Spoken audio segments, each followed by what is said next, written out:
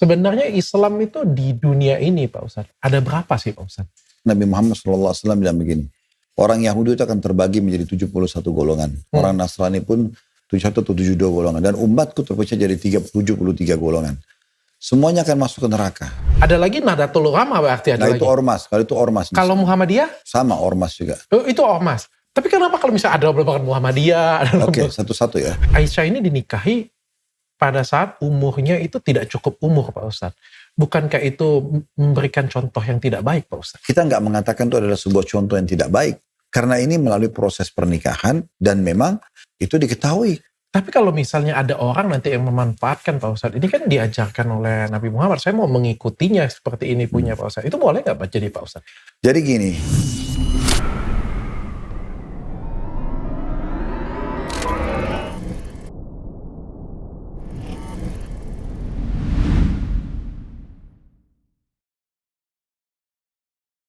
Assalamualaikum warahmatullahi wabarakatuh. Waalaikumsalam warahmatullahi Pak Ustadz, selamat datang di rumah saya Pak Ustadz. Terima kasih Pak Ustadz sudah memberikan doa. Pak Ustadz adalah tamu pertama yang datang ke rumah saya di Jakarta Pak Ustadz. Masya Allah, selamat.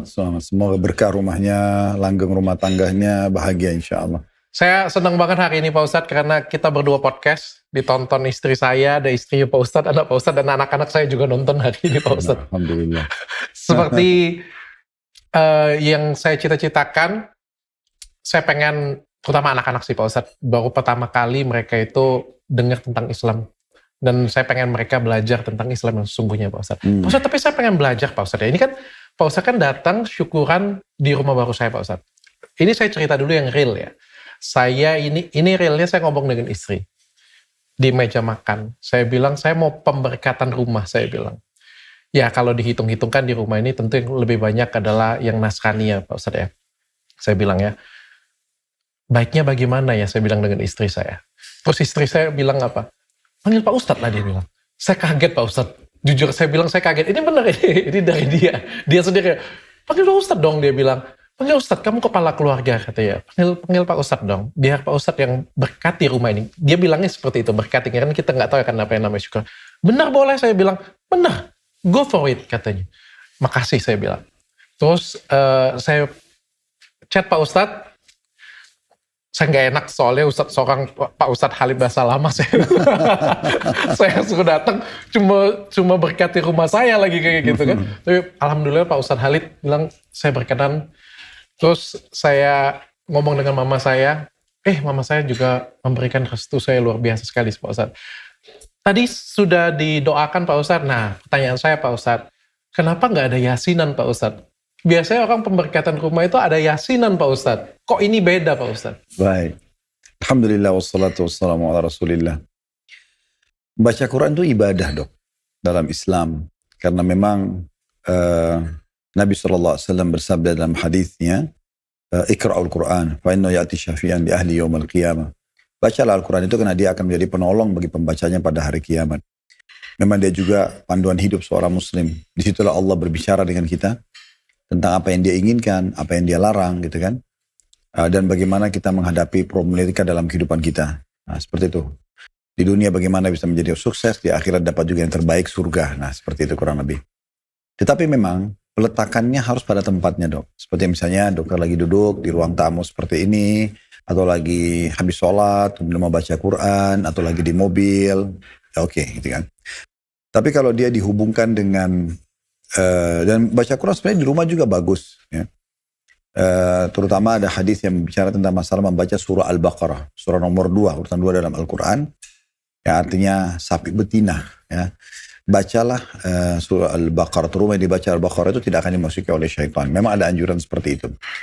Tetapi khusus untuk pindah rumah, belum pernah sebatas yang saya ketahui gitu ya. Bahwasanya Nabi SAW waktu pindah rumah, karena beliau begitu pindah di Madinah, tiba di Madinah langsung bangun rumah. Beliau bangun masjid dulu, kemudian bangun rumah karena beliau berpoligami, istri-istrinya ada rumahnya. Dan belum ada satu riwayat pada saat beliau selesai bangun rumah itu, terus langsung yasinan misalnya. Atau melakukan ritual-ritual tertentu. Udah beliau tinggal bersyukur sama Allah, lalu ditempatilah rumah tersebut. Nah, ada beberapa hal yang memang yang beliau sampaikan berhubungan dengan masalah rumah. Sampai sebagian ulama juga menyusun rumah-rumah yang tidak dimasuk oleh malaikat misalnya. Nah, beliau melarang adanya patung dalam rumah, ya, kemudian beliau melarang juga WC nggak boleh membelakangi dan menghadap kiblat misalnya. Dan di rumah itu biasa dihidupkan dengan ibadah-ibadah, kebaikan-kebaikan, nah, supaya mewarnai lah. Termasuk sholat juga di rumah. Nah, itu sangat dianjurkan, terutama sholat-sholat sunnah. Nah, seperti itu. Jadi sebatas itu. Jadi memang saya pribadi sih selalu lebih coba menjaga kemurnian ajaran Nabi. Oke. Kemurnian syariat ini supaya betul-betul apa yang kita diajarkan itulah yang kita praktikin. Sehingga kita tidak mengarang-arang lah tanda kutip di sini supaya pasti mendapatkan balasannya atau pahalanya. Tapi kalau yasinan sendiri sebenarnya kalau misalnya kita pindah rumah, yasinan boleh nggak sebenarnya Pak Ustadz? Atau bagaimana? Yasin itu nama surah dok dalam Al-Quran. Kita dianjurkan membaca Yasin dan membaca surah-surah yang lain. Tapi kalau kita hubungkan yasinan dengan pindah rumah, nah ini yang mungkin butuh bahasan secara khusus. Ya, karena Nabi SAW, Nabi Muhammad tidak pernah waktu pindah rumah, buat rumah beliau di Madinah, beliau baca Yasin gitu. Jadi bukan karena bacaan Yasinnya, bukan.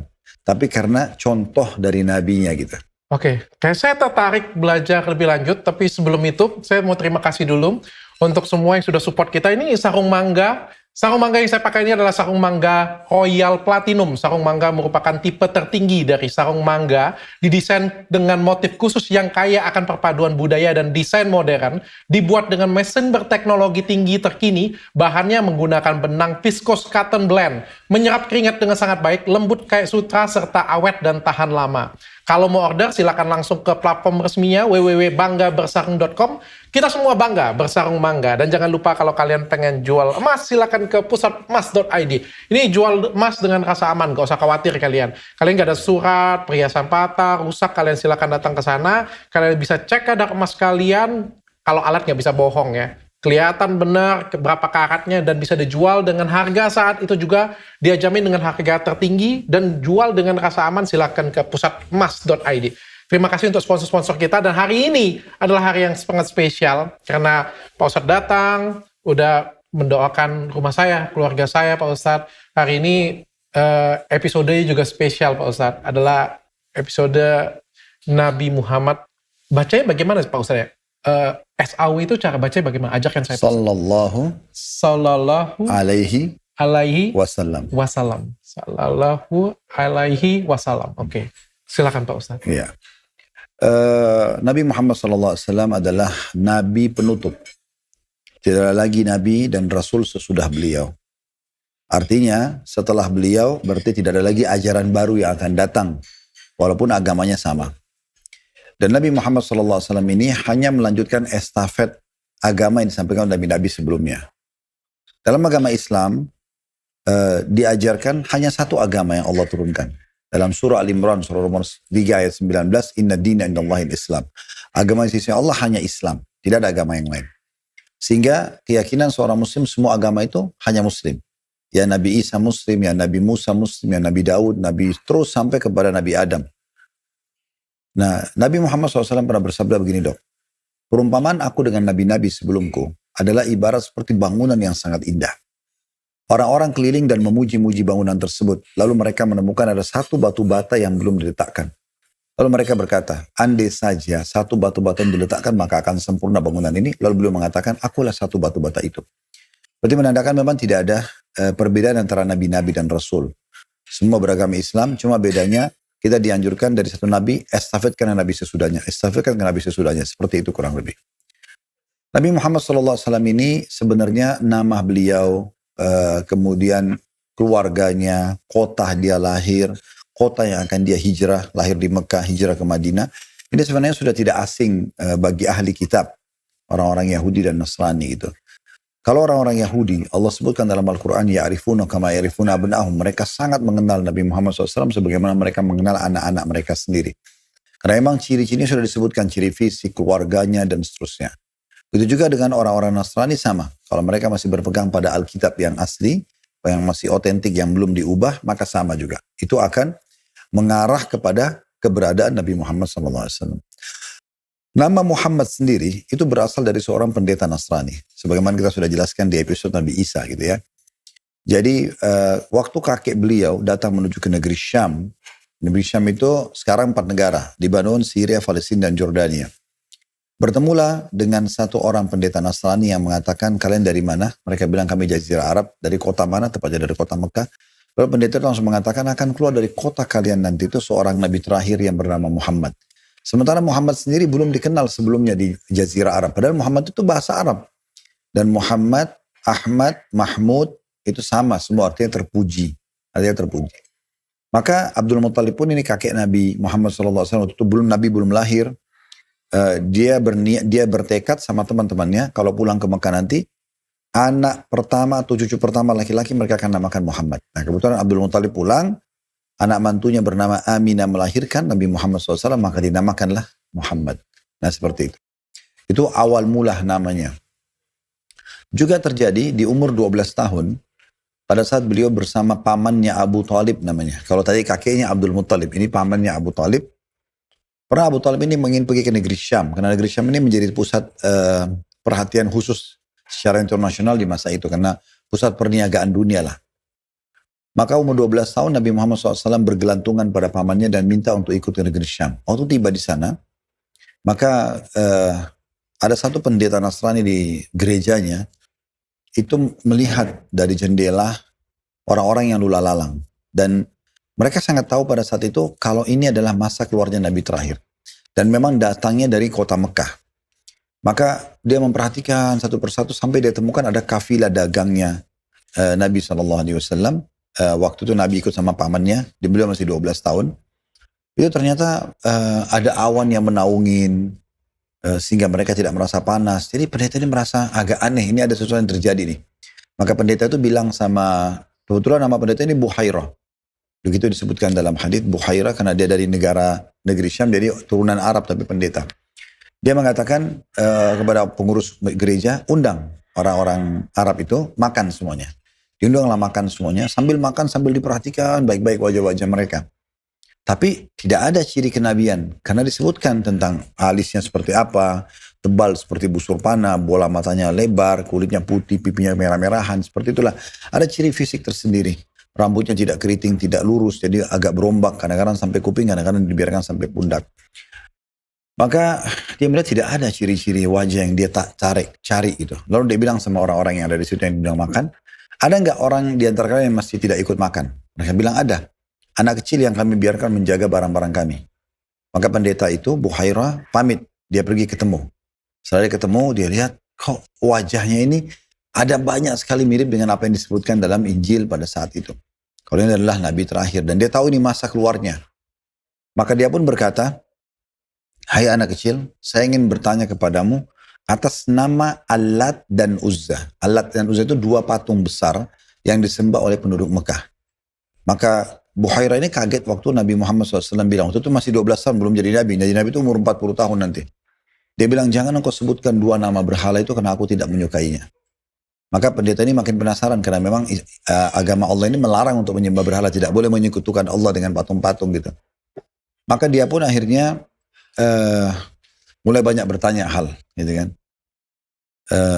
Maka saya bertanya, kata pendeta itu, atas nama Allah. Kata Nabi Muhammad SAW, atas nama Allah tanyalah. Maka banyak yang ditanyakan sampai terakhir semua pertanyaan itu mengerucut kepada siapa ayahnya, ibunya, keturunan nasabnya lah. Kemudian banyak hal yang ditanyakan, semuanya mengerucut kepada arahnya anak ini faham agama ini. Sampai akhirnya dia Nabi Muhammad SAW itu diminta oleh pendeta ini, bisa nggak saya lihat pundak kamu? Maka Nabi Muhammad SAW buka baju dan ditemukan ada di pundak sebelah kanan itu seperti daging tambahan, kumpalan kayak gitu. Dan itu ada sedikit bulunya berwarna merah. Ini adalah tanda kenabian namanya. Tanda kenabian. Jadi Nabi Muhammad SAW itu punya tanda kenabian. Maka dibilanglah pada saat itu oleh pendeta ini, bolehkah saya menciumnya? Maka dia mencium dan dia pulang ke kelompok orang-orang yang sedang makan. Tadi dia mengatakan, siapa walinya anak ini? Wali itu maksudnya siapa ayahnya gitu ya. Maka Abu Talib pamannya mengatakan, iya saya ayahnya. Kata pendeta Buhairah, kau bukan ayahnya. Kalaupun kau benar walinya, maksudnya yang sponsorin dia sekarang, kau adalah pamannya. Anak ini ayahnya meninggal waktu dia masih di perut ibunya. Lalu diceritakanlah tentang jalur nasabnya oleh Buhairah sampai mereka kaget semuanya. Kok bisa anda tahu? Dia bilang iya. Sekarang ini masa keluarnya Nabi dan ciri Nabi itu ada pada anak ini. segera bawa pulang dia, karena kalau orang Yahudi tahu dia keluar dari turunan Arab, maka mereka akan membunuhnya. Nah ini sebuah kisah di awal-awal keislaman beliau gitu. Apa di awal-awal masa-masa kecil beliau. Tentu banyak sekali cerita dok berhubungan dengan masalah beliau ini, tapi yang jelas sampai beliau tumbuh besar dan di Mekah itu beliau selalu terjaga dari segala macam hal-hal yang buruk.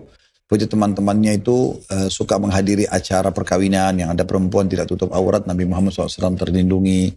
Beliau selalu terlindungi dari hal-hal yang seperti itu dari masa mudanya. Sampai beliau pun kerja gembala kambing dari umur 8 sampai 25 tahun. Setelah 25 tahun beliau masuk ke bisnis sampai umur 40 tahun.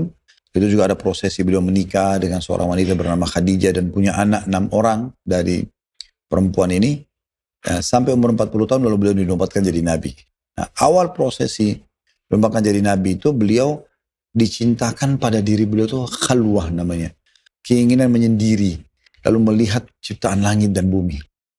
Jadi beliau selalu merenung, ini pasti ada penciptanya, nggak mungkin pergantian siang malam terjadi, hujan turun dari langit, burung-burung yang berterbangan, hujan udara yang sejuk, gunung itu yang sangat kokoh yang beliau ada namanya Jabal Nur di Mekah ada gunung cahaya. Di situ ada puncaknya ada namanya Gua Hira. Gua namanya Hira, tempat Nabi Muhammad SAW waktu itu kurang lebih hampir sebulan beliau menyendiri di situ. Dan sampai satu malam ya, didatangi oleh malaikat Jibril dalam wujud manusia tapi bercahaya. Kemudian mengatakan pada beliau, hai Muhammad, bacalah. Maka Nabi Muhammad SAW orangnya ummi, tidak bisa baca, tidak bisa nulis. Beliau mengatakan, ma'ana biqari, saya nggak bisa membaca. Lalu Jibril pun memeluk Nabi Muhammad SAW, kata beliau, saya dipeluk dengan sangat keras sampai serasa ruhku akan keluar. Lalu kemudian aku dilepaskan dan dikatakan, bacalah hai Muhammad. Nabi Muhammad SAW masih mengatakan, saya tidak bisa baca. Begitu terus sampai 4 kali, yang keempat kalinya, beliau bertanya mengatakan, apa yang harus aku baca? Lalu turunlah di situ 5 ayat pertama surah Al-Alaq. Ya, 5 ayat pertama turun di Gua Hira itu. Iqra bismi rabbikal ladzi khalaq, bacalah atas nama Tuhanmu yang telah menciptakan. Khalaqal insana min 'alaq, menciptakan manusia dari alaq. Alaq itu sesuatu yang melekat erat di rahim. Ya. Iqra wa rabbukal akram, bacalah Al-Quran ini dan Tuhanmu maha mulia gitu. Alladzi 'allama bil qalam, yang mengajarkan melalui perantara pena, 'allamal insana ma lam ya'lam, mengajarkan manusia apa yang mereka belum tahu. Nah, di ayat ini pertama turun. Lalu hilanglah Jibril AS pada saat itu, hilang malaikat itu. Nabi Muhammad SAW karena manusia biasa, beliau pertama kali terjadi dan ketakutan. Beliau turun dari Gua Hira dan lebih kaget lagi, pasti kaki gunung. Beliau mendengar suara dari langit mengatakan, hai Muhammad, engkau adalah Rasulullah, utusan aku adalah Jibril. Kata Nabi Muhammad SAW, saya mengangkat wajah saya ke langit, saya temukan langit dipenuhi oleh badan Jibril. Timur, barat, utara, selatan. Lalu diulangi 2 kali, lalu hilanglah. Nah, setelah itu, Nabi Muhammad SAW segera ke rumahnya, disambut oleh istrinya Khadijah. Dalam kondisi beliau ketakutan sekali, lalu Khadijah sebagai istri yang salehah, beliau tidak menghardik, tidak menyalahkan suaminya. Walaupun pulang dalam kondisi ketakutan dan sudah sebulan tidak pulang ke rumah. Tapi dia menunggu. Suaminya mengatakan apa? Maka Nabi SAW mengatakan, Zammiluni, zammiluni. Selimuti aku, selimuti aku. Keluarlah atau turunlah, nanti ada surah namanya surah Al-Muzammil, orang yang berselimut. Maka Khadijah pun menyelimuti Nabi SAW. Kemudian setelah diselimuti, lalu Khadijah membiarkan Nabi menceritakan. Telah datang kepadaku makhluk bercahaya, melukku, lalu mengatakan padaku untuk membaca. Disebutkan 5 ayat surah Al-Alaq tadi. Kemudian dia hilang, lalu saya turun di lereng gunung, lalu kemudian saya lihat lagi jasadnya memenuhi langit gitu. Maka Khadijah istrinya pada saat itu belum ada media kayak sekarang gitu ya. Yang mungkin kalau media lebih mudah orang mungkin bisa menangkapnya. Tapi masa itu tidak. Maka dia mengatakan, apakah engkau mengira hai suamiku, syaitan akan menguasaimu? Allah tidak akan membiarkan itu. Kamu selalu silaturahim, kamu selalu membantu orang susah gitu ya. Kamu selalu memenuhi kebutuhan orang-orang, maka tidak mungkin. Lalu Khadijah membawa suaminya Muhammad SAW menuju ke sepupunya bernama Waraqah bin Nawfal. Ini pendeta Nasrani. Yang sudah lama juga mengetahui akan ada Nabi keluar di kota itu. Maka Waraqah bin Nawfal mendengarkan itu mengatakan, Allahu Akbar, Allah Maha Besar. Sungguh telah datang kepada Muhammad yang telah datang kepada Musa, makhluk Allah yang bersayap. Maka nanti pada saat kau diutus, sudah lebih banyak ayat yang turun. Ya, ayat-ayat Al-Quran membenarkan tentang risalah yang kamu bawa. maka di saat itu saya akan mendukung kamu di saat kaummu mengusirmu. Maka kata Nabi Muhammad SAW, apakah memang mereka akan mengusirku? Sementara maksudnya beliau itu tokoh masyarakat. Kata Waraqah bin Nawfal, pendeta Nasrani, tidak ada seorang pun yang diutus sepertimu kecuali pasti akan diusir oleh kaumnya. Dan pada saat itu saya akan mendukungmu. Nah setelah itu 6 bulan wahyu terputus dari langit, gak ada turun sama sekali. Waraqah bin Nawfal wafat di waktu itu. Nah kata Nabi SAW, aku diperlihatkan Waraqah bin Nawfal di surga, gitu kan? Karena memang dia sudah menyatakan akan beriman walaupun belum turun masa resminya turun ayat-ayat atau banyak ayat-ayat Al-Quran sesudah itu. Nah berjalanlah dakwah Nabi SAW ini, estafetnya cukup banyak dan banyak sekali mukjizat yang diberikan. Tapi sebagaimana kita sudah bahas dari episode sebelumnya dok ya, kalau semua nabi itu akan diberikan mukjizat sesuai dengan kondisi dan keadaan kaumnya. Nah karena itu bangsa Arab sangat terkenal dengan sastranya, maka Al-Quran datang menantang sastra-sastra itu. Makanya Al-Quran berbunyi mengatakan, katakan hai Muhammad, suruh mereka datangkan 10 ayat aja seperti Al-Quran kalau mereka mampu. Nah, setelah itu tentunya Nabi SAW berdakwah selama 13 tahun di Mekah dengan penuh suka dukanya. Lalu kemudian hijrah ke Madinah dan menghabiskan 10 tahun di kota Madinah. Ayat-ayat Al-Quran yang turun di Mekah itu umumnya tentang kisah-kisah umat sebelum kita. Kisahnya kaumnya Nabi Hud, kaum Ad, kaum Lut, kaumnya Nabi Lut, kaum Samud, kaumnya Nabi Saleh. Ya seperti itulah. Dan juga tentang surga dan neraka. Karena itu masa penanaman keimanan dan akidah. 10 tahun fase Madinah adalah hukum-hukum. Mulai ada puasa, mulai ada jihad, mulai ada perintah untuk zakat, haji dan seterusnya. Total turunnya Al-Quran katanya 23 tahun ya? Betul, 23 tahun. Jadi 13 tahun di Mekah, 10 tahun di Madinah. Saya pernah nonton satu kali, saya pernah diundang oleh Habib Rizik satu kali melihat kisah tentang sahabat ya. Sahabat saya, jadi ada sedikit gambaran Pak Ustadz. Tapi saya pengen belajar gini Pak Ustadz, dari Nabi Muhammad sendiri Pak Ustadz. Ini kan kita belajar tentang agama Islam Pak Ustadz. Sebenarnya Islam itu di dunia ini Pak Ustadz, ada berapa sih Pak Ustadz? Jumlah personnya? Bukan Pak Ustadz. Ini saya bertanya dengan penuh ketidaktahuan Pak Ustadz ya. Karena katanya itu ada Islam sunnah, ada Islam sunni, ada Syiah, ada Islam, apalagi sih? Ya ada beberapa macam kayak gitu Pak Ustadz. Ini Islam itu sebenarnya ada aliran maksudnya ya? Iya Pak Ustadz, Islam itu sebenarnya ada berapa macam Pak Ustadz? Sebenarnya Islam itu satu dan tidak akan pernah berubah. Yang muncul itu adalah pemahaman-pemahaman dari interpretasi-interpretasi yang ada dok. Jadi makanya kan Nabi Muhammad SAW bilang begini, orang Yahudi itu akan terbagi menjadi 71 golongan. Orang Nasrani pun 71 atau 72 golongan. Dan umatku terpecah jadi 73 golongan. Semuanya akan masuk ke neraka. Maksudnya lewat neraka dulu nanti baru masuk surga. Ya, yang 72 dari umat 72 dari umat Islam itu, 72 itu. Kecuali satu, mereka tidak melalui neraka dulu. Lalu sahabat menanyakan, apa itu? Siapa golongan yang satu itu? Kata Nabi Muhammad SAW, maka ana alaihi wa ashabi. Orang yang mengikuti aku dan sahabat-sahabatku. Jadi maksudnya orang yang mengikuti kemurnian ajaran, apa yang turun kepada Nabi Muhammad SAW, apa yang turun kepada para sahabat yang belajar pada saat itu, tuh dijaga estafetnya, maka itu keselamatan. Oke. Ya Islam yang mana Pak Ustadz yang kita ikutin? Tadi ada Islam Sunni, ada Islam Syiah, ada apa lagi sih? Banyak ya? Ya. Kalau Islam yang berfaham ahli sunnah namanya, mengikuti sunnah Nabi SAW, itu yang kita ikutin. Tapi kalau Syiah ini berbeda, karena mereka memang dibentuk oleh Abdullah bin Saba namanya. Boleh nggak Pak Ustadz dijelasin sedikit Pak Ustadz? Boleh. Karena kalau saya awam ya Pak Ustadz ya, anak-anak saya juga awam, istri saya awam juga. Mungkin di teman-teman kan masih banyak yang awam juga Pak Ustadz. Nggak ngerti. Islam Sunni itu apa, Islam Syiah itu apa, Islam yang lain mungkin yang penting-penting yang terkenal Pak Ustadz. Kalau Islam Sunni atau ahli sunnah, itu mereka mengikuti sunnah-sunnah Nabi. Oke. Jadi misalnya apa yang Nabi Muhammad SAW sampaikan, perintah, larangan, mereka kerjakan. Makanya panduannya Nabi ya, dan Al-Quran, berarti Al-Quran dan Nabi. Tentu saja. Makanya dikatakan ahli sunnah. Okay. Kalau Syiah, itu Syiatu Ali. Nah, Syiah itu sebenarnya pendukung Ali. Ali ini anak mantu Nabi Muhammad SAW. Anak mantu. Iya, dengan sekaligus sepupu Nabi. Jadi Nabi Muhammad SAW punya beberapa anak. Ada satu anak perempuan beliau bernama Fatimah. itu dinikahkan dengan sepupu beliau yang bernama Ali bin Abi Thalib. Oke. Nah, kelompok Syiah ini adalah kelompok yang memberikan dukungan kepada Ali bin Abi Thalib. Oke. Tentu mereka ada aliran-aliran lagi. Berarti Tapi bukan dia anggap siapa Ali bin Thalib itu sebagai nabi juga atau? mereka menganggap, pahamnya beda-beda. Alirannya mereka ada banyak lagi. Ada yang mengatakan bahwasanya dia adalah nabi yang lebih pantas daripada Nabi Muhammad.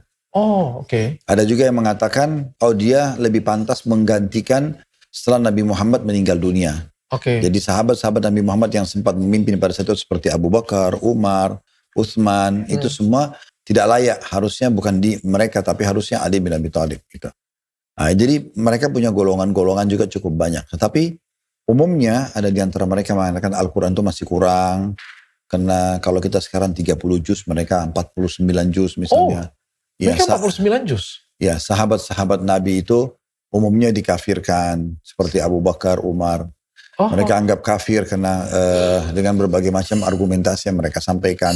Sementara kan ahli sunnah memuliakan semuanya.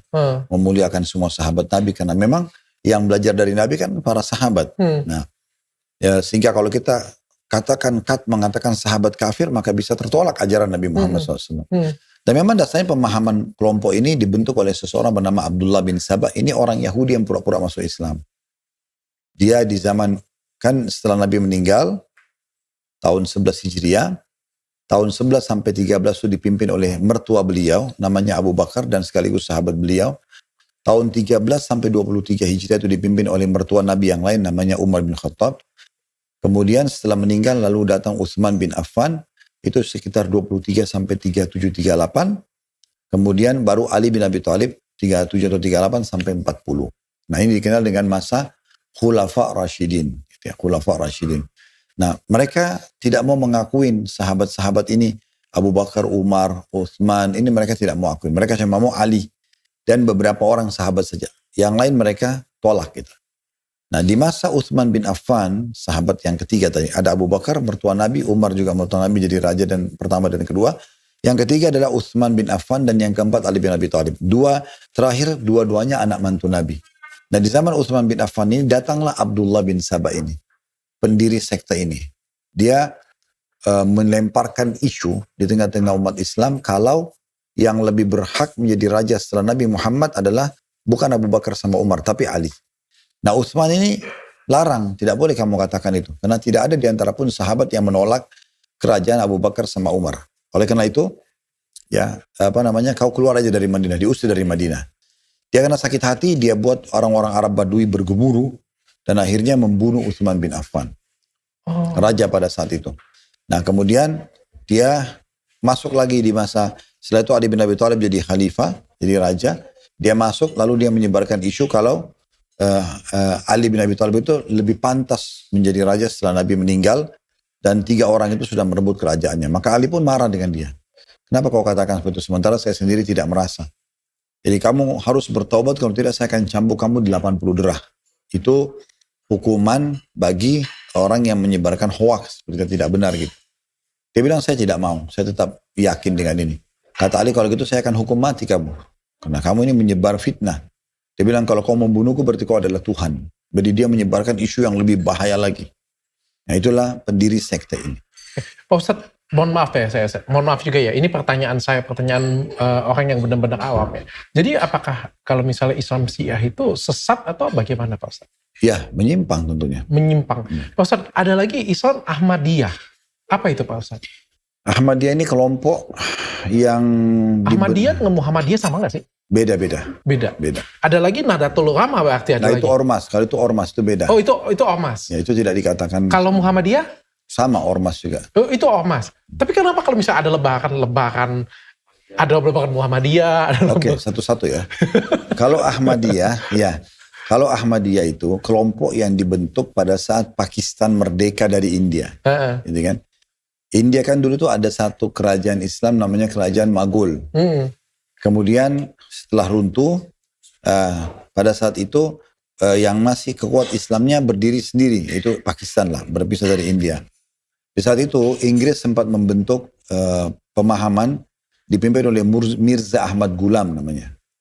Nah, karena dia namanya Mirza Ahmad, ada Ahmadnya Gulam, dikatakan kelompok Ahmadiyah, Oh. gitu.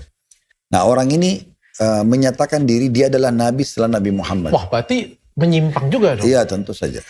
Jadi mereka, sementara Nabi Muhammad SAW mengatakan, aku adalah penutup nabi dan rasul. Nah, makanya mereka buat syariat-syariat lagi. Nah, gitu. Oke, berarti menyimpang juga ya Pak Ustadz ya. Oke, kalau Indonesia sendiri Islamnya Islam apa nih Pak Ustadz? Umumnya ahli sunnah.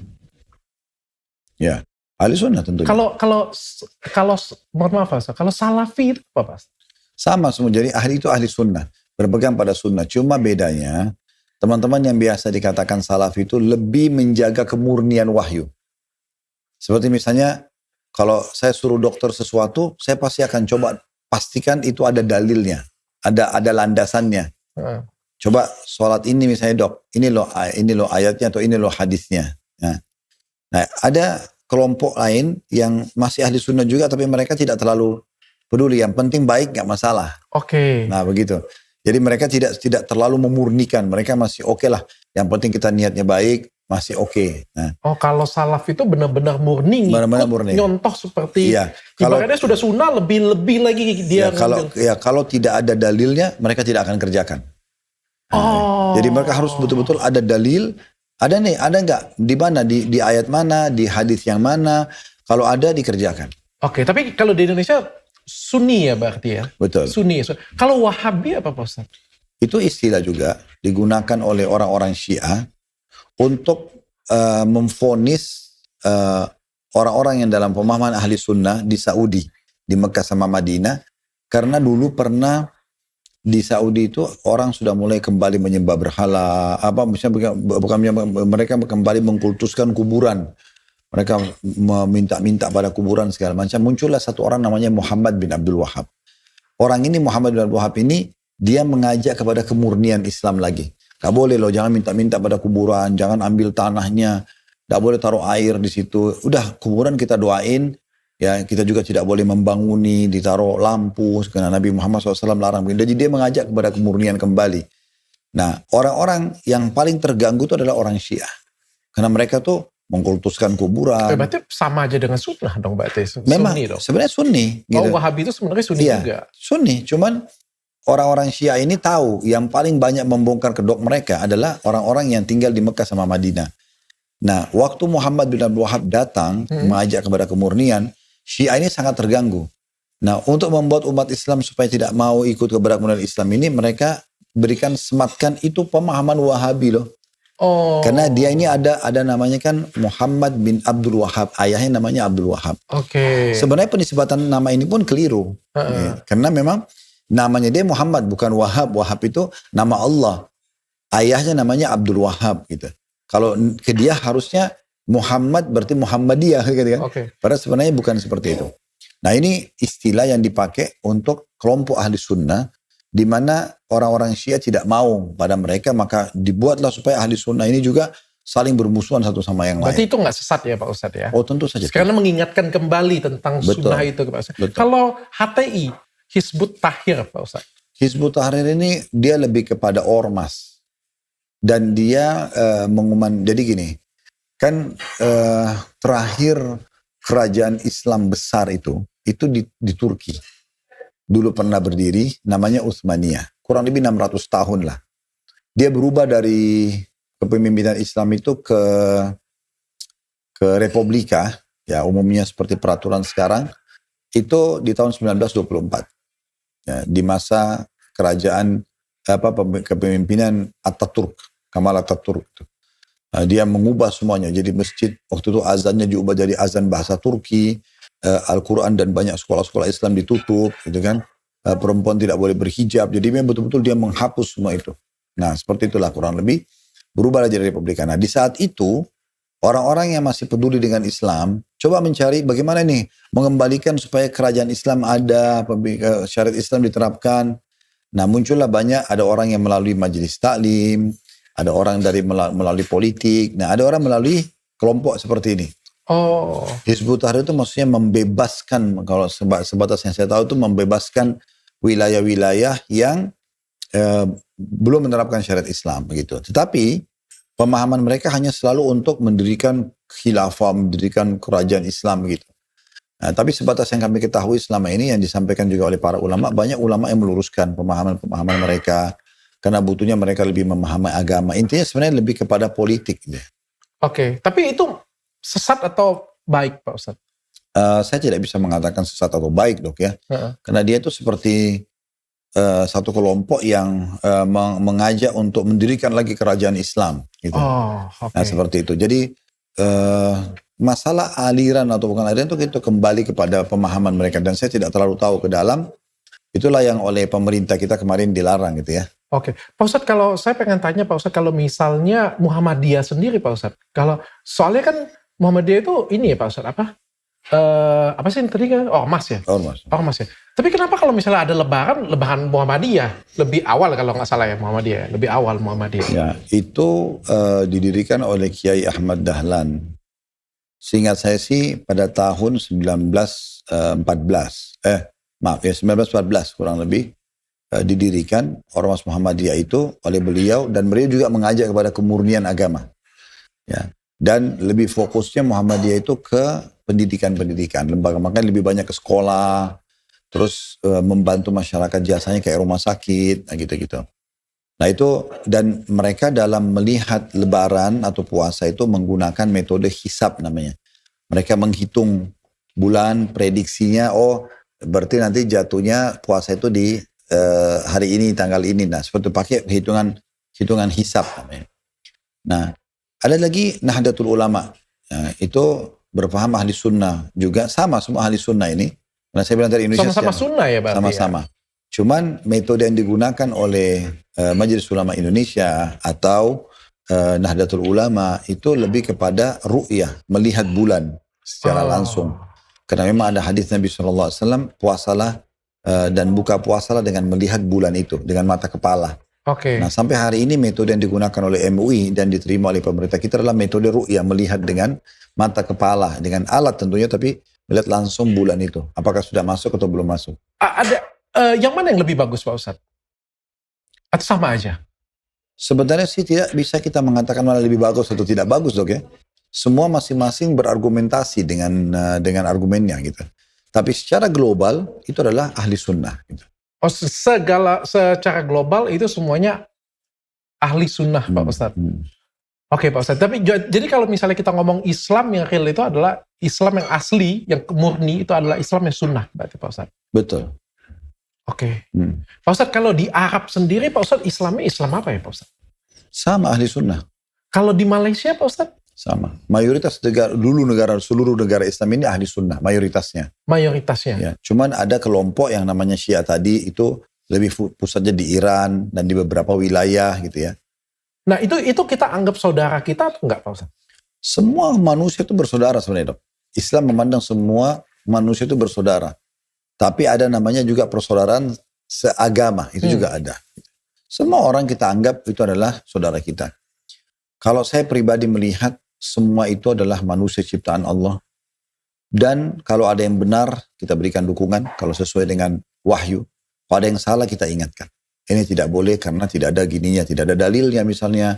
Atau karena tidak pernah dicontohkan, sehingga harusnya kita ubah. Nah seperti itu. Oke.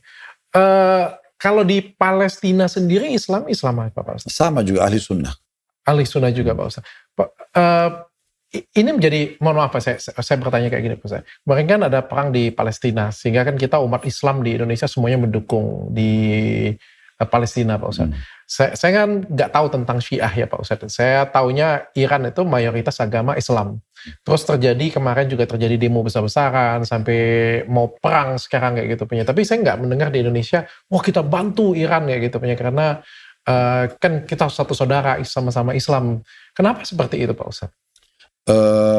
Karena memang pemerintahannya dan mayoritasnya itu orang-orang Syiah. Itu salah satu alasannya. Tapi bukan berarti ahli sunnah tidak membantu ya. Karena ahli sunnah itu memberikan peluang untuk membantu siapa saja. Mau orang non-muslim atau sesama muslim. Selama mereka butuh bantuan dan bukan masuk kepada ritual yang memang tidak sesuai dengan agama Islam. Maka itu pasti akan diberikan bantuan. Kasus Iran ini memang kalau kita masuk kepada ranah lebih jauh ke masalah politik dan segala macam. Jadi memang sulit sekali kita mempertemukan apakah Syiah betul akan memerangi Israel atau orang Yahudi. Dalam pemahaman di Sunnah itu tidak mungkin terjadi. Karena memang banyak sekali sinkronisasi antara mereka. Gitu. Selain tadi kita bilang pendiri Syiah adalah Abdullah bin Sabah dari orang Yahudi. Dan juga ada hadis Nabi SAW nanti di akhir zaman akan keluar nanti Dajjal dari sebuah kota namanya Yahudi ya. Itu di wilayah Khurasan atau di wilayah Iran sekarang. Jadi memang bukan umat Islam di Indonesia tidak membantu. Tapi lebih kepada itu, apalagi itu kan kemarin seperti demonstrasi, bukan masalah pembantaian, bukan kayak Palestina yang sedang yang dibunuh oleh orang Yahudi yang sudah sangat biadab gitu ya, sampai anak kecil pun dianggap teroris dan segala macam. Nah, bukan seperti itu. Maka ini seperti yang waktu terjadi di kasus di Indonesia, ada pemimpin tidak disukai, kemudian mereka demo, mereka ribut. Nah, lebih ke arah situ ya. Oke, Pak Ustadz, kalau kita lihat kan ada banyak perbedaan di dalam agama Islam sendiri, Pak Ustadz ya. Bahkan di Islam Sunni sekalipun juga kan ada beberapa, kita ngomong beberapa ormas ya Pak Ustadz ya, atau beberapa aliran. Perbedaan itu terjadi karena perbedaan tafsir atau terjadi karena ada beberapa perbedaan kepentingan, Pak Ustadz? Jadi ada memang perbedaan tafsir dalam pemahaman dan itu masih ditoleransi. Ada juga memang perbedaannya karena yang satu berdalil, yang satu tidak berdalil. Nah ini sebenarnya yang tidak berdalil tidak boleh ditoleransi. Karena memang harus diluruskan. Ini keliru loh, nanti ibadah kamu sia-sia gitu loh. Kalau yang poin ini ya, sehingga pemahaman ahli sunnah yang murni itu pasti akan selalu mana ayatnya, mana ayat hadis, mana ayat Qur'annya, mana hadisnya gitu. Supaya kita kerjain sama-sama, pasti ada argumentasinya, ada SOP-nya lah gitu ya. Nah seperti itu kurang lebih dok. Saya jadi bingung balik di awal nih Pak Ustadz. Kita pernah bahas nih di awal. Siapa sih guru yang harus kita ikutin? Ya kan kebetulan kalau saya beruntung ketemu dengan Ustadz Khalid Basalamah ya. Saya belajar tentang kemurnian Islam, saya belajar tentang Sunni, Sunnah, Salafi, saya belajar ya berbeda lah Pak Ustadz kan. Tapi kan nggak semua orang punya media sosial, nggak semua orang juga pengen belajar dari guru-guru juga Pak Ustadz. Dan saya ngelihat kalau di Indonesia kan jangankan itu, guru ngaji kita panggil ustadz, pakai apa itu namanya, kopiah atau pakai ini aja kita sorban kita panggil ustadz juga. Jangan-jangan kalau saya besok pakai sorban saya ke masjid juga dipanggil ustadz juga. Atau saya pergi haji sekali, meskipun saya nggak tahu ya, saya juga bisa dipanggil ustadz juga. Apalagi sekarang ada ChatGPT Pak Ustadz. Habis itu saya mau khotbah ya, yang nonton cewek usianya seperti ini punya, tolong carikan saya ayat, oke, bacanya kayak gitu punya. Enak banget Pak Ustadz zaman sekarang kayak gitu punya kan. Dan akhirnya kan Islam yang diterima oleh masyarakat ini kan tidak utuh satu Islam yang sesungguhnya Pak Ustadz. Jadi sebenarnya kita ini harus balik lagi nih Pak Ustadz kita belajar ya. Kalau saya nggak bisa terima jawaban Pak Ustadz yang dulu jadinya. Kalau Pak Ustadz dulu jawabnya yang banyak diikutin orang, banyak direkomendasi.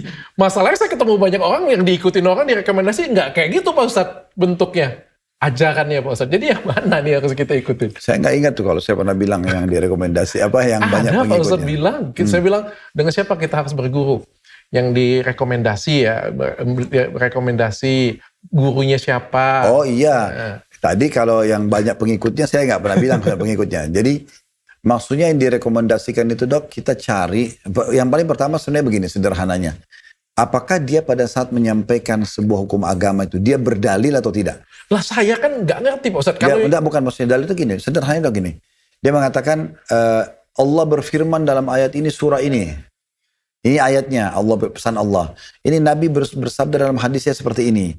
Para sahabat mencontohkan seperti ini. Jadi kita itu jelas dok. Referensinya itu jelas.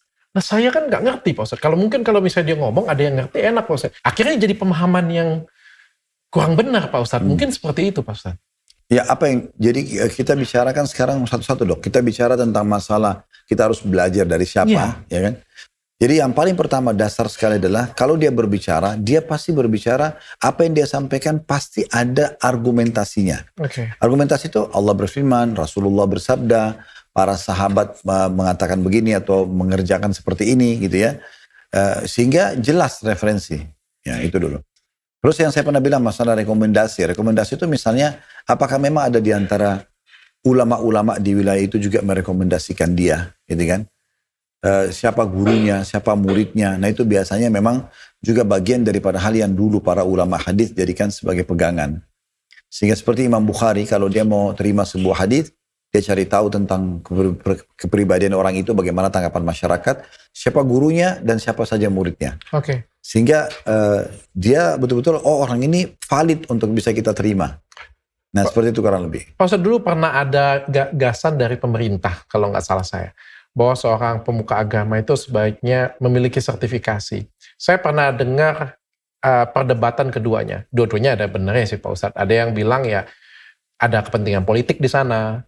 Ada juga di satu sisi juga ya supaya masyarakat mendapatkan ilmu Islam yang baik juga Pak Ustadz. Kan ada tujuan mulia, ada juga yang memperdebatkan alasan politik dan sebagainya. Kalau dari pandangan Pak Ustadz dan Islam asli sendiri bagaimana Pak Ustadz?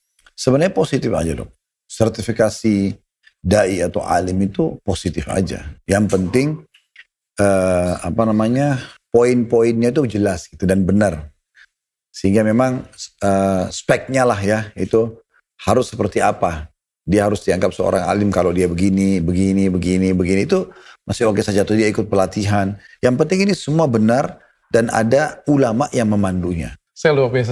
Saya positive thinking, terbuka, saya ngelihat itu sesuatu yang luar biasa. Pak Ustadz, saya pengen ke Al-Quran Pak Ustadz. Banyak orang berlomba-lomba ngafalin Al-Quran. Atau hafiz Quran ya namanya ya, hafiz Quran ya. Tapi banyak yang nggak tahu artinya Pak Ustadz. Ngafal Al-Quran iya, nggak tahu arti, nggak mengamalkan Pak Ustadz. Itu bagus nggak Pak Ustadz? Al-Quran itu punya 4 hak dok. Yang pertama itu membacanya. Ngerti nggak ngerti baca aja. Karena setiap hurufnya dikasih 10 pahala. Dan anjuran Nabi Muhammad SAW adalah mengkhatam, menyelesaikan. Misalnya, kan Al-Quran itu ada 114 surah. Mulai Al-Fatihah pertama, surah pertama, Al-Baqarah yang kedua, Al-Imran yang ketiga, An-Nisa keempat, Al-Ma'idah kelima, Al-An'am keenam, sampai ke 114 itu adalah yang pertama ya, surah An-Nisa. Nah iya, itu ada 114 surah. Jadi dokter itu dianjurkan baca aja dong, baca. Walaupun melihat gitu ya, dengan melihat. Jadi nanti kalau sudah Al-Fatihah itu dokter baru baca dan menghafalnya kan. Itu sudah masuk, menghafal itu masuk ke hak yang keempat. Hak yang ketiga maaf. Jadi yang pertama ini membaca aja dok. Dengan membacanya itu kita juga ibadah. Dan kata Nabi SAW perumpamaan seorang mukmin yang membaca Quran itu kedudukannya itu bersama dengan para malaikat yang terpuji gitu. Karena membacanya itu dan dia menguasai bacanya itu kedudukannya sangat tinggi. Yang kedua namanya tadabbur dok. Itu hak yang kedua. Tadabbur itu maksudnya merenungi arti-artinya. Nah kalau merenungi artinya ini tidak harus berurut dari surah nomor 1, 2, 3 sampai 114. Tapi dokter misalnya gini, saya dulu dari Nasrani. Saya mau tahu ada nggak Al-Quran bicara tentang agama Nasrani? Oh ternyata ada surah nomor 19, surah Maryam gitu ya. Ada surah nomor 5, surah Al-Ma'idah, makanan yang turun dari surga. Ada surah Al-Imran, surah nomor 3, keluarganya Imran. Imran ayahnya Maryam. Ya. Ini semua membuat orang jadi tadabbur. Dia merenungi arti ayat-ayatnya. Karena dia lebih penasaran ke situ dulu. Dan ini tidak harus berurut. Atau misalnya kita penasaran, kok dalam Al-Quran ada nama-nama surah, nama binatang sih. Ada Al-Baqarah sapi betina, ada An-Naml semut, ada An-Nahl lebah. Ada Al-Fil gajah, ini ada apa? Nah baru dia baca. Kalau dia penasaran misalnya tentang Nabi-Nabi, ada surah Al-Anbiya, Nabi-Nabi. Atau ada Nabi secara khusus disebutkan namanya. Nabi Hud, Nabi Yunus, Nabi Ibrahim, Nabi Yusuf, Nabi Muhammad, alaihissalam. Ini semua disebutkan nama-namanya, contoh. Atau perempuan mau belajar, ada nggak dalam Al-Quran itu membahas masalah perempuan? Ada surah An-Nisa. An-Nisa artinya perempuan-perempuan. Itu juga cukup panjang, sekitar 170-an ayat sekian, 176 ayat. Itu berbicara. Nah ini namanya tadabbur dok. Coba kita pilih surah mana. Kayak dokter misalnya lihat aplikasi Al-Quran, download. Terus kemudian melihat dari surah-surah pendek. Kan juz 1 sampai juz 30. Juz 30 itu banyak surah-surah pendek dok. Seperti Al-Ikhlas, Al-Falaq, An-Nas, Al-Mas. Itu pendek-pendek. Nah dokter baca terjemahannya. Baca ayatnya sampai baca terjemahan itu namanya tadabbur. Merenungi apa pesan Allah di situ. Nah ini tidak harus berurut. Yang ketiga menghafalnya. Menghafal ini yang paling ideal semuanya 30 juz. Tapi boleh bertahap. Dan dia mirip sama tadabbur tadi yang kedua, merenungi maknanya. Misalnya dokter mulai dengan surah yang namanya hewan. Surah An-Nahl misalnya, surah tentang lebah. Nah mulailah dokter menghafal surah isi ayat-ayatnya gitu. Ini menghafalnya. Nanti baru dipakai dalam sholat. Ya kayak kita sholat misalnya saya pernah imamin dokter kan. Kita baca rakaat pertama surah apa, rakaat kedua surah itu kan kena hafalan. Yang keempat mengamalkan isinya. Ya, jadi 4 hal ini kalau bisa disatukan semua orang baca, merenungi, menghafal dan mengamalkan itu paling sempurna. Tapi apakah boleh orang membaca tanpa memahaminya dulu? Boleh saja. Dalam tahapan belajar ya, proses belajar. Boleh nggak orang tadabbur, belum menghafal, dia merenungi arti-artinya? Boleh. Boleh nggak orang menghafal tapi belum tahu artinya? Boleh saja. Mana yang lebih baik Pak Ustadz dari 4 tadi Pak Ustadz? 3-tiganya dilakukan, tapi tidak mengamalkan. Tentu kalau ditanya yang mana yang lebih baik, semuanya melakukan semua pasti lebih baik. Tidak menghafal semua, tapi melakukan, merepresentasikan apa yang dituliskan oleh Al-Quran, atau membaca tapi tidak melakukan apa yang dia baca di Al-Quran. Tidak melakukan ini seperti apa dok? Membangkangkah? Atau misal maksiat contohnya, masih berbuat dosa. Ya tapi kan pertanyaannya apakah dia tidak mengamalkan semua isi? Contoh misalnya, kan dalam salah satu ayat Al-Quran adalah mengamalkan isi perintah sholat, perintah puasa, banyak perintah di situ kan. Yang mana yang lebih better Pak Ustaz? Ini kalau yang dokter kasih perumpamaan kan seperti saya bilang, kadang-kadang kita tidak adil. Iya. Tapi banyak ini contohnya Pak Ustaz. Bukan, soalnya yang hafal Al-Quran kalau dokter bilang 30 juz, dia mentadaburi, ya kan gitu kan, dia bisa baca, lalu kemudian dia maksiat. Ini jarang sekali gitu. Persentase kalau kita pertemukan antara hafid Quran yang sudah faham isinya, yang betul jaga diri dari maksiat dengan orang terjerumus dalam maksiat itu kecil sekali yang terjerumus dalam maksiat. Karena ini sudah jadi tameng buat dia sebenarnya dok. Ngerti Pak Ustaz. Tapi mana yang lebih baik Pak Ustaz menurut Pak Ustaz? Di dua versi ini Pak Ustaz. Sehingga saya bisa tahu. Dua-duanya tidak baik dok. Sehingga saya bisa tahu kayak gini Pak Ustaz. Yang mana yang lebih didahulukan kayak gitu? Dua-duanya tidak baik. Ya yang pertama tadi, contoh dokter itu tidak hafal, tidak baca, tidak tadabbur, cuma praktek. Jadi kan di mana kita melihat baiknya gitu? Karena prakteknya juga itu bisa saja mungkin karena hanya kebiasaan keluarga, bukan dia niatkan karena ibadah, kan itu beda. Yang kedua hafal, tadabbur, tapi maksiat. Jadi contohnya gimana kita mau cari mana yang lebih baik dok? Gitu. Kalau dokter bilang sama saya, ada satu orang dia hafal 15 juz misalnya. Dia tadabbur tapi sehari cuman misalnya 1 surah. Dia dia baca tapi sehari 1 lembar. Dia praktekin mungkin 90%, 10% masih belum. Sama yang kedua semuanya dikerjakan. Mana lebih baik? Nah, ini baru kita bisa pertemukan gitu. Oke. Tapi itu sama baiknya sama jeleknya atau bagaimana Pak? Yang mana? Yang tadi saya perumpamaan tadi Pak Ustaz. Dua-duanya jelek dok. Dua-duanya enggak. Enggak benar karena yang tadi sudah tahu Al-Quran tapi dia maksiat. Ini kan berarti dia langgar isi Al-Quran itu sendiri. Lah, kalau kayak gini Pak Ustadz, ini mohon maaf ini kalau saya, pasti banyak manusia yang seperti saya nih Pak Ustadz. Males, pengennya instan. Pak Ustadz kalau saya suruh belajar baca lagi Pak Ustadz, apalagi dengan umur saya seperti sekarang Pak Ustadz, pasti nggak gampang. Bukan nggak bisa ya Pak Ustadz ya, pasti tidak gampang dan nyempetin waktu dan sebagainya. Pasti Pak Ustadz bilang niat juga saya tahu Pak Ustadz arahnya ke sana. Tapi paling gampang bagi saya adalah mengamalkannya dulu. Itu yang paling gampang. Contohnya saya dapat kesempatan belajar seperti ini. Oh saya tahu nih manfaat puasa ini. Oke, saya tahun ini akan mulai puasa ya. Gitu. Saya ngapalin 30 juz, mohon maaf Pak Ustadz, 1 juz. Al-Fatihah aja setengah mati saya melototin. Apa yang ajaran Pak Ustadz. Belajar sholat aja itu saya melototin chat Pak Ustadz terus itu. Sekarang ingin saya tanya, apakah kita wajib hafal Quran? Jawabannya tidak. Kita bicara kepada hukum dulu ya. Oh iya? Iya. Apakah dokter dosa kalau nggak hafal 30 juz? Jawabannya tidak. Oh. Iya. Tidak. Dokter bisa hafal beberapa surah. Nggak ada kewajiban untuk harus 30. Tapi yang hafal sampai lengkap sempurna, tentu lebih besar pahalanya. Kan gitu. Tidak ada kewajiban kalau bisa dihafal lengkap kayak gitu? Enggak. Oke. Tapi ada surah-surah kayak itu Al-Fatihah misalnya. Iya kan? Ya, betul memang. Al-Fatihah misalnya. Dasar lah Pak Ustadz ya. Karena itu memang dipakai dalam sholat terus kan. Sampai sekarang banyak umat Islam, bahkan mungkin sampai mereka meninggal, mereka cuma hafal beberapa surah. Tapi nggak ada masalah dengan itu. Cuma memang dia tidak mungkin dipertemukan dengan orang yang memaksa diri, dia menghafal sampai banyak, kan itu pasti beda gitu. Oh, oke. Pak Ustadz, ini pernah saya tanyakan dulu, tapi saya pengen dengar jawaban dari Pak Ustadz. Ini kan Al-Quran ini adalah suatu mukjizat yang dibuat oleh Nabi Muhammad. Nabi Isa sendiri Bukan dibuat dok, salah. diturunkan lalu kepada beliau ya. Karena kalau dibuat berarti beliau yang mengarang kan. Nah, itu Pak Ustadz, saya pernah bertanya dengan pada download 2 tahun yang lalu. Tapi hari ini saya pengen punya kesempatan bertanya dengan Pak Ustadz. Dari mana kita tahu bahwa apa yang dituliskan di Al-Quran itu adalah benar-benar wahyu dari di atas. Karena seperti yang kita ketahui zaman sekarang, mohon maaf Pak Ustadz sekali lagi. Tapi saya yakin beberapa teman-teman yang ateis atau beberapa teman-teman yang terlalu saintifik pasti punya pertanyaan ini di dalam kepalanya. Bisa jadi wahyu ini kan adalah skizofrenia atau juga hayalan, atau bahkan ada dokter yang ateis bilang wahyu katanya kalau dikasih Prozac itu kayak obat untuk gangguan pikiran gitu. Macet itu wahyunya katanya. Dari mana kita tahu itu wahyu benar-benar dari Allah? Bukan karangan seseorang. Bukan seorang ya Nabi Muhammad yang karang sendiri kayak meskipun untuk kebaikan ya Pak Ustadz ya. Siapa yang tahu itu Pak Ustadz? Dari mana kita tahu bahwa ini benar-benar dari Allah loh? Kan nggak terbuka langit terus Tuhan kasih tulisan.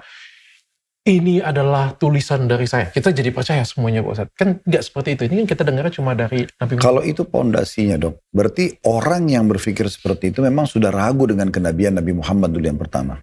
Sementara kita ini memang diperintahkan untuk percaya sama Allah dan Rasulnya. Gitu kan?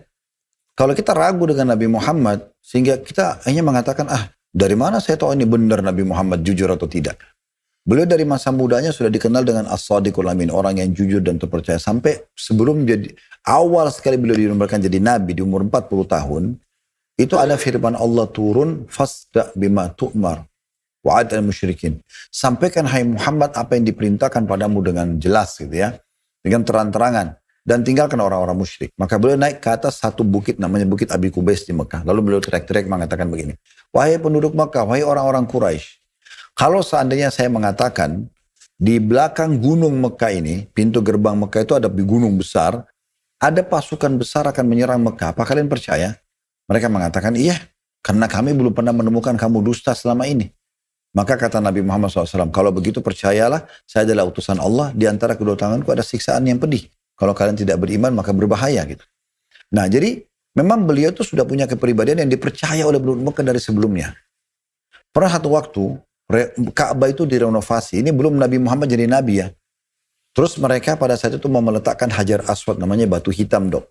Itu diyakini turun dari surga dan dia diletakkan di dekat pintu Ka'bah. Biasanya kita kalau mau tawaf, itu kita memberikan isyarat tangan dengan mengatakan Bismillahirrahmanirrahim Allahu Akbar gitu ya, atau Allahu Akbar. Nah bisa juga kita menciumnya atau mengusapnya. Nah itu batu, waktu renovasi Ka'bah besar-besaran di masa Nabi Muhammad, tapi belum beliau diutus jadi Nabi, belum 40 tahun waktu itu.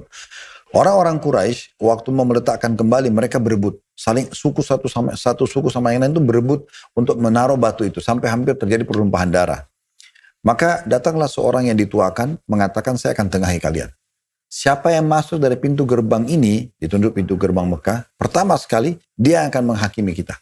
Sepakat gak? Sepakat. Supaya jangan ada pertumpahan darah. Dari suku manapun dia kita harus terima. Maka mereka sepakat. Mata semua menuju ke pintu tersebut. Ternyata yang datang Nabi Muhammad SAW. Lalu semua mengatakan as-sadiqul amin radina. Orang yang jujur dan percaya kami terima. Maka Nabi Muhammad SAW pun menengahi mereka dengan membuka jubah beliau, meletakkan di tanah, ditaruh Hajar Aswad. Lalu beliau panggil semua kepala suku untuk megang ujung kain itu. Semuanya megang keliling. Sehingga semua suku dapat giliran dan beliau meletakkan batu tersebut. Jadi sebenarnya kepribadian Nabi Muhammad SAW dari awal sebelum diobarkan jadi Nabi, sudah orang penduduk itu tahu dia orang jujur dan terpercaya. Sehingga pada saat turun wahyu, beliau sampaikan apa adanya.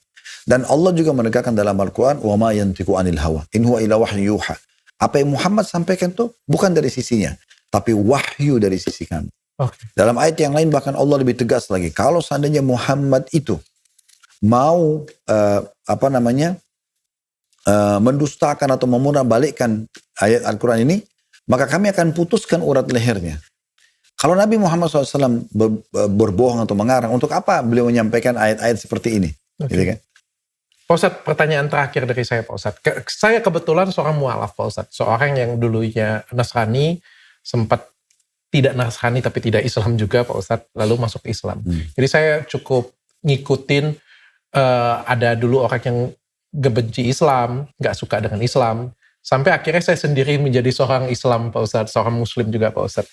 Nah ini pertanyaan yang paling sering kan saling menghina, saling menjelek-jelekkan satu sama lain. Ada yang menjelekkan Yesus, ada yang menjelekkan Muhammad, namanya juga kan ada konflik satu sama lain. Tapi saya pengen dengar jawaban ini dari Pak Ustadz. Beberapa orang yang berkata bahwa Nabi Muhammad itu mempunyai istri terakhir namanya Aisyah, Pak Ustadz. Nah, kalau nggak salah, ini kata mereka ya Pak Ustadz ya, saya juga nggak mengikuti sejarahnya Pak Ustadz, dan saya kan baru dengar ceritanya dari Pak Ustadz. Aisyah ini dinikahi pada saat umurnya itu tidak cukup umur Pak Ustadz. Bukankah itu memberikan contoh yang tidak baik Pak Ustadz? Baik. Aisyah adalah satu-satunya istri Nabi yang masih perawan. Istri Nabi Muhammad SAW itu semuanya umumnya janda. Karena ada yang beliau menikah karena setelah peperangan. Jadi memang peperangan banyak membantu orang-orang juga gitu ya. Tapi Aisyah ini berbeda. Karena ayahnya Abu Bakar radhiyallahu anhum, dia dan anaknya semoga Allah berkahi atau berikan ridho kepada mereka, itu menawarkan Aisyah kepada Nabi SAW dan Nabi menikahinya. Dinikahi di umur 6 tahun tapi belum digauli. Ya, dinikahi umur 6 tahun tapi belum digauli. Masih status suami istri saja. Okay. Dan setelah masuk ke umur balik, di Timur Tengah itu umur balik itu 9 tahun dok. Oke. Ya, karena memang mungkin dokter juga tahu secara medis ya, cuaca, lingkungan itu kan berpengaruh pada masa baliknya. Haid kalau perempuan, laki-laki mungkin pindah ke masa anak-anak ke balik itu, kayak di Timur Tengah cuaca lebih panas, gurun dan segala macam, itu lebih cepat biasanya. Lebih cepat, Timur Tengah, Afghanistan, Pakistan itu semua biasa anak-anak di sana itu remaja mungkin umur 12, 13 tahun atau 15 tahun itu jenggotnya sudah lebat banget gitu. Okay. Ya karena memang beda secara fisik. Nah, di umur 9 tahun inilah Nabi SAW menggauli beliau. Karena memang itu sudah umur balik. Dan sampai hari ini, itu ada di Timur Tengah perempuan-perempuan yang haid di umur 9 tahun. Ya, sampai ada di Emirat Arab itu heboh di berita, dia di umur 18 tahun sudah jadi nenek. Karena dia menikah di umur 9 tahun, hamil di umur 10 tahun melahirkan, dia anak perempuan. Anak perempuannya itu di saat umur 9 tahun ke depan, itu dinikahkan juga dan melahirkan juga setelahnya. Jadi ibu yang pertama ini di umur 18 tahun sudah menjadi nenek. Itu kan tergantung kondisi dan keadaan wilayah dok. Kita nggak mengatakan itu adalah sebuah contoh yang tidak baik. Karena ini melalui proses pernikahan dan memang itu diketahui urf keadaan masyarakat di masa itu. Tapi kalau misalnya ada orang nanti yang memanfaatkan Pak Ustadz, ini kan diajarkan oleh Nabi Muhammad, saya mau mengikutinya seperti ini punya Pak Ustadz. Itu boleh nggak jadi Pak Ustadz? Maksudnya dia mau nikah sama anak kecil? Anak kecil kayak gitu punya. Terus bahkan kalau misalnya kita ngomong, kita anggap aja akil balik kalau di Indonesia mungkin 11 sampai 13 tahun Pak Ustadz ya. Kan sebenarnya nggak boleh harusnya seperti itu Pak Ustadz.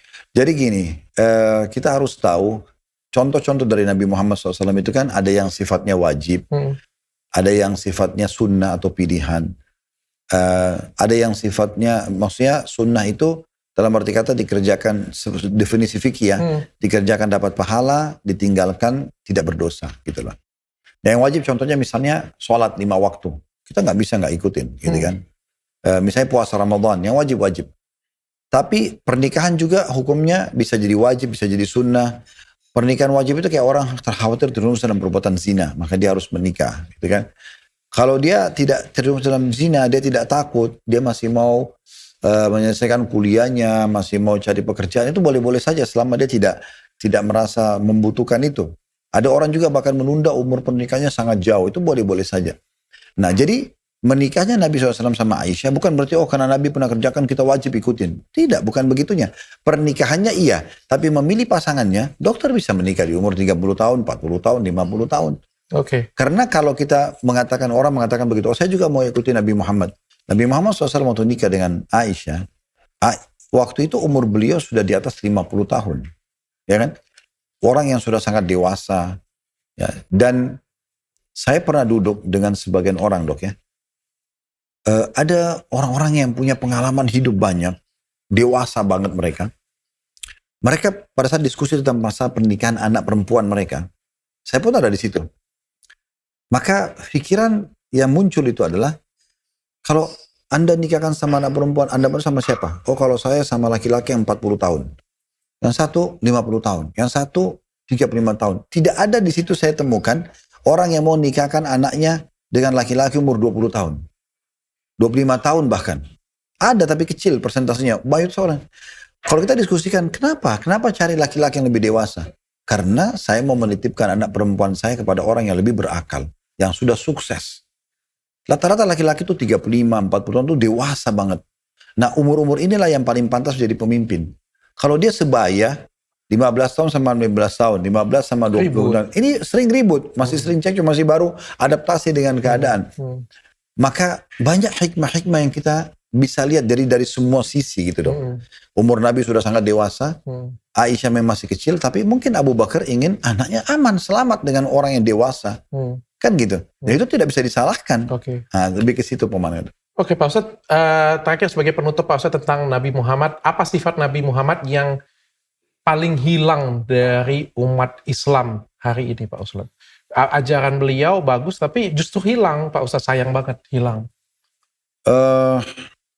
Sebenarnya hampir semua diamalkan dok. Cuman memang ada yang mengamalkan secara total, persentase misalnya 100%, ada yang 90%, ada yang 70%, ada yang 50%, gitu-gitu aja dok.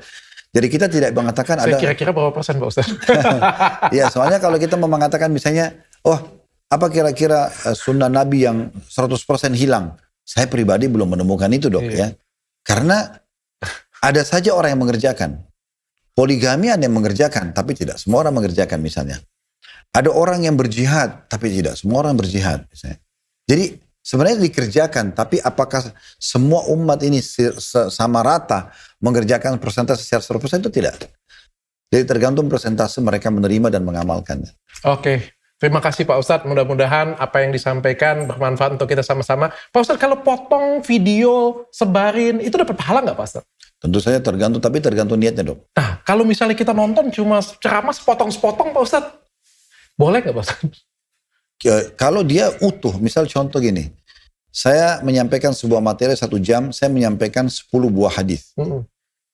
Terus kemudian ada orang datang memotong, oh 1 jam ini 40-60 menit ini dipotonglah per 10 menit, 10 menit, 10 menit. Susah Pak Ustadz, di atas 3 menit aja susah viral Pak Ustadz. Enggak, ini contohnya. Atau anggaplah begini, saya ceramah 10 menit, dipotonglah 1 menit, 1 menit, 1 menit, gitu kan contoh. Ini kan saya cuma kasih contoh. Apakah 1 menit itu boleh saya tonton? Ya, tergantung bagaimana dia mengambil cuplikan itu. Apakah dia menukil memang 1 menit itu adalah utuh informasinya, intinya, maka nggak ada masalah. Oke. Terima kasih Pak Ustadz, mudah-mudahan kalian nonton dan kalian sebarkan semuanya. Jangan lupa follow Ustadz Khalid Basalamah dan support kita semuanya. Karena dia adalah bulan puasa, bulan yang penuh hikmat, bulan yang penuh pahala. Terima kasih sudah dukung dan terima kasih atas doa dan support kalian semua. Komentar buat kita lebih semangat lagi untuk bikin yang lebih baik lagi. Saya tutup dengan kafaratul majelis. Subhanakallahumma wa bihamdika asyhadu alla ilaha illa anta astaghfiruka wa atubu ilaik. Assalamualaikum warahmatullahi wabarakatuh. Waalaikumsalam warahmatullahi wabarakatuh.